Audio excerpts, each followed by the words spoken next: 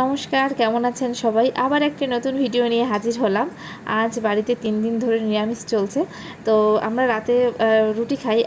আর ছেলের জন্য ভেবেছিলাম যে ভাত আর ডাল রান্না করব।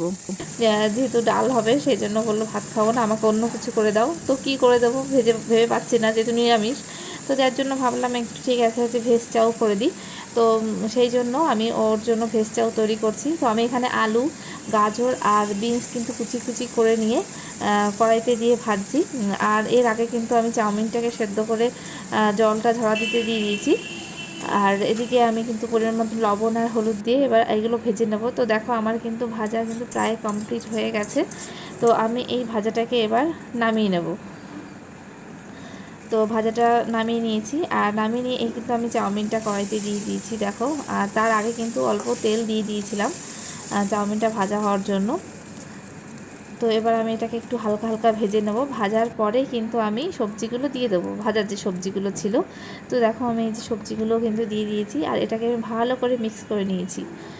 আর এই পাশে রয়েছে এই যে দেখো লেচি করে রেখে দিয়েছি, রুটি করব চাউমিনটা হয়ে গেলে। তো আমার দেখো চাউমিন কিন্তু বানানো কমপ্লিট হয়ে গেছে।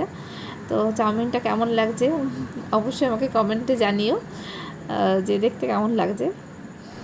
তো এরপর ছেলের খাওয়ার জন্য থালাটা আমি রেডি করে নিয়েছি। প্রথমে চাউমিনটা দিয়েছি, তার উপরে দিয়েছি একটু চাঁচ ছড়িয়ে দিয়েছি, তারপরে একটু শসা কুচি দিয়েছি আর সস দিয়েছি। আর তার আগে একটু আমি গোলমরিচের গুঁড়ো দিয়েছি ঝাল হওয়ার জন্য, কারণ কাঁচা লঙ্কা দেয়নি, কারণ ঝাল হলে খেতে পারবে না।